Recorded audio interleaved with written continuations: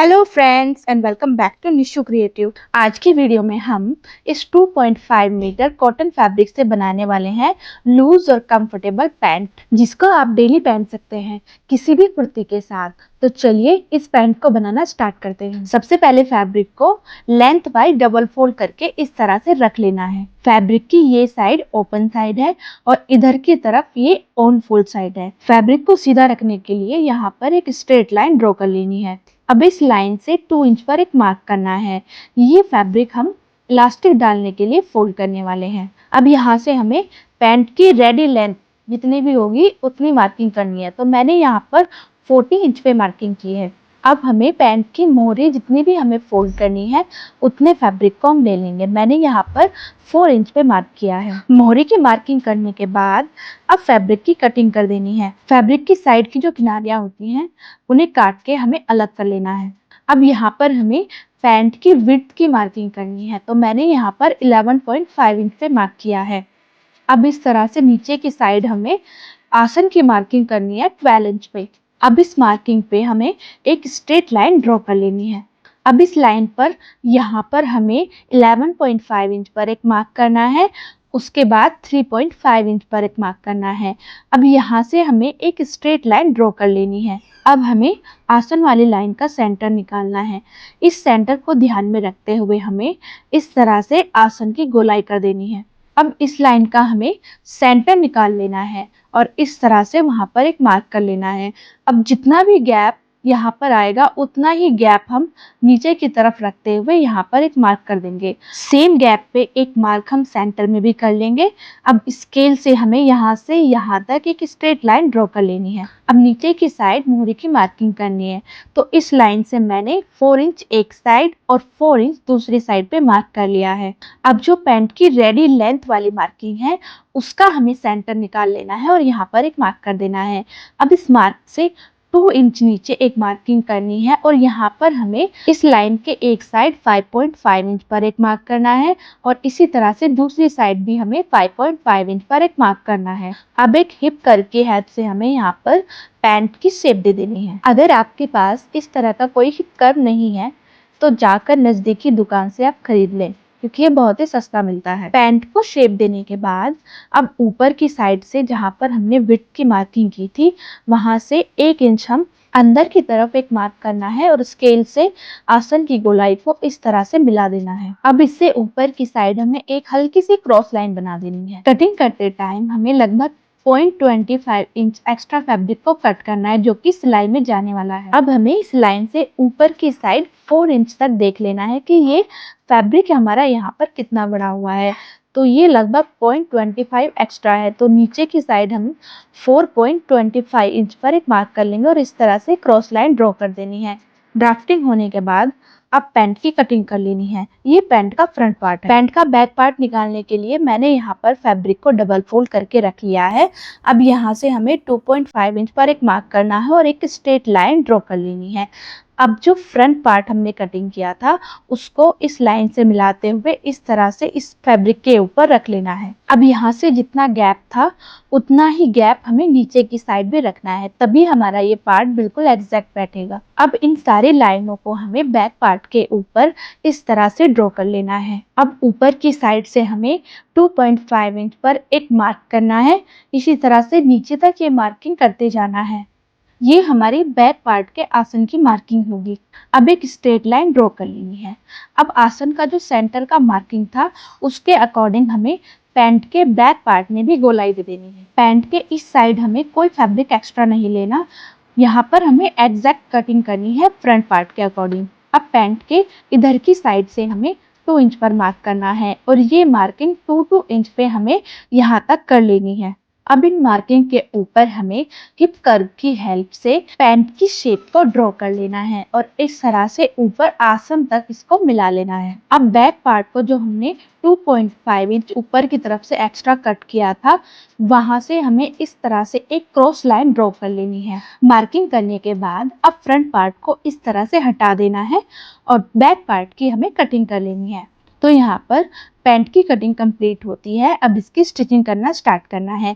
तो सबसे पहले हम पैंट के फ्रंट पार्ट को लेंगे और इसके आसन को इस तरह से जॉइंट करना है। तो यहाँ तक स्टिच करने के बाद अब थोड़ा रुक जाइए और यहाँ पर हमें लगभग हाफ इंच जितना गैप छोड़ते हुए इसमें स्टिच करनी है, क्योंकि यहाँ से हम इलास्टिक के साथ ही साथ इसमें डोरी भी डालने वाले हैं।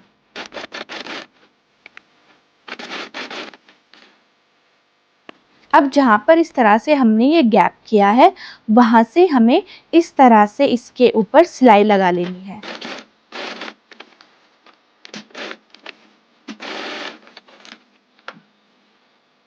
फ्रंट पार्ट के आसन को जॉइंट करने के बाद मैंने फ्रंट पार्ट में दोनों साइड पॉकेट को भी अटैच कर दिया है। पॉकेट को मैंने पैंट में कैसे अटैच किया है इसकी वीडियो मैं नेक्स्ट टाइम अपलोड करूंगी। अब बैक पार्ट को लेना है और इस तरह से फ्रंट पार्ट के साइड से इसे अटैच करना स्टार्ट करेंगे। बैक पार्ट को हम मोरी की साइड से अटैच करना स्टार्ट करेंगे, क्योंकि जितना भी फैब्रिक होगा वो ऊपर की साइड में अच्छे से कवर हो जाता है।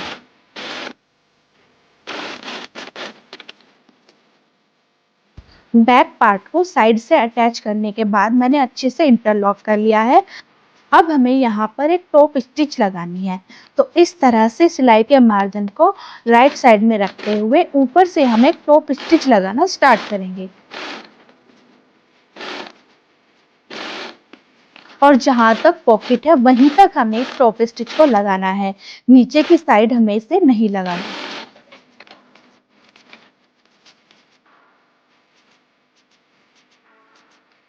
दोनों पार्ट को जॉइंट करने के बाद अब हमें बैक साइड के आसन को इस तरह से मिलाते हुए आपस में अटैच कर लेना है।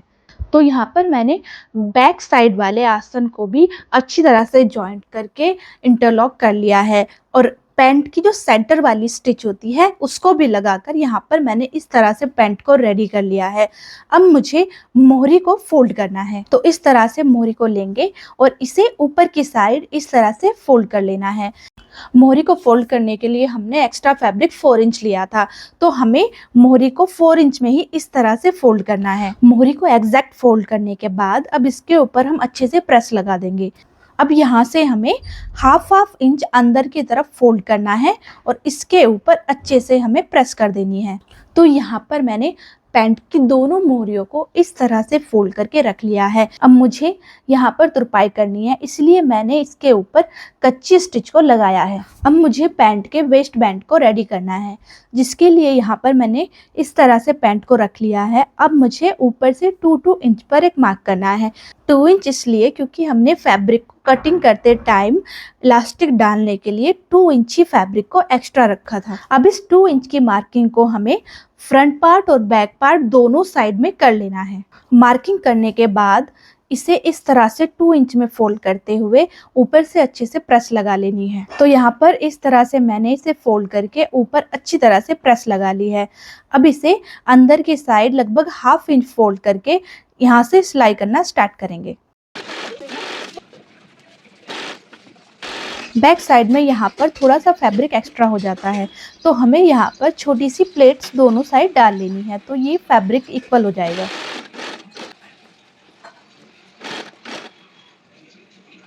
और जहाँ से सिलाई करनी स्टार्ट की थी वहाँ से लगभग 2 इंच पहले हमें सिलाई को रोक देना है, क्योंकि हमें यहाँ पर थोड़ा सा गैप रखना है जहाँ से हमें पैंट में इलास्टिक को इंसर्ट करना है। अब हमें इलास्टिक को लेना है और इलास्टिक को जहाँ पर हमने थोड़ा सा गैप रखा था वहाँ से इस तरह से इसे अंदर की साइड इंसर्ट करते जाना है। इलास्टिक को इंसर्ट करने के बाद अब इलास्टिक के दोनों साइड्स को आपस में जॉइंट कर लेना है। तो यहाँ पर मैंने इलास्टिक के दोनों साइड्स को आपस में अच्छी तरह से जॉइंट कर दिया है। अब इलास्टिक को अंदर की तरफ इस तरह से रखते हुए जहाँ पर हमने ये गैप छोड़ा था वहाँ पर हम इसके ऊपर अच्छे से स्टिच को लगा लेंगे। इलास्टिक को डालने के बाद अब ऊपर की साइड हमें लगभग हाफ इंच पर इलास्टिक को इस तरह से खींचते हुए इलास्टिक को फिक्स करने के लिए एक सिलाई लगा लेंगे।